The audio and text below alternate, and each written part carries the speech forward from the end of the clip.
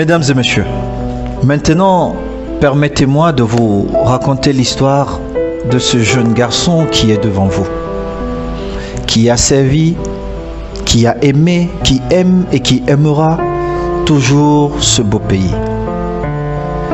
Je serai prêt à donner ma vie pour ce beau pays.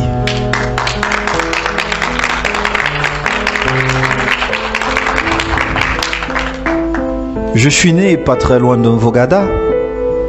J'ai grandi à Nouvelle, pour ceux qui connaissent un peu Yaoundé et Douala, voisin immédiat des deux prisons. Mon avenir était destiné à m'asseoir quelque part, soit à Kondengi ou alors à Nouvelle. Mais Dieu m'a abondamment béni par un talent, celui de savoir jouer au foot. Mais j'avais besoin d'une lumière, celle venue de Roger Mila. Il m'a permis de rêver. Et le rêve est le début de toute réussite. J'ai rêvé. J'ai passé des nuits à penser comment je pouvais jouer dans les plus beaux stades.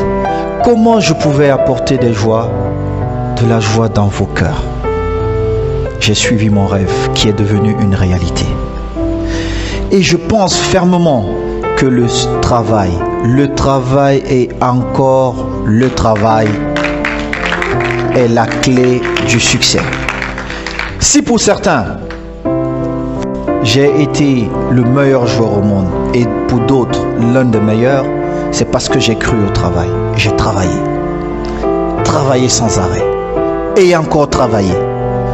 Très souvent, mes coéquipiers disent « Ah, c'est un marabout, on ne comprend pas. » Non, je ne suis pas marabout. Pendant qu'on s'amusait, parce qu'il y a eu une époque où on allait très souvent en boîte, mais quand on rentrait, votre coéquipier chaussait ses tennis et allait se taper 20 km de footing. C'était ça, ma magie de la réussite. Le travail invisible. Alors quand je rentrais dans un stade, je savais quoi faire. J'étais prêt.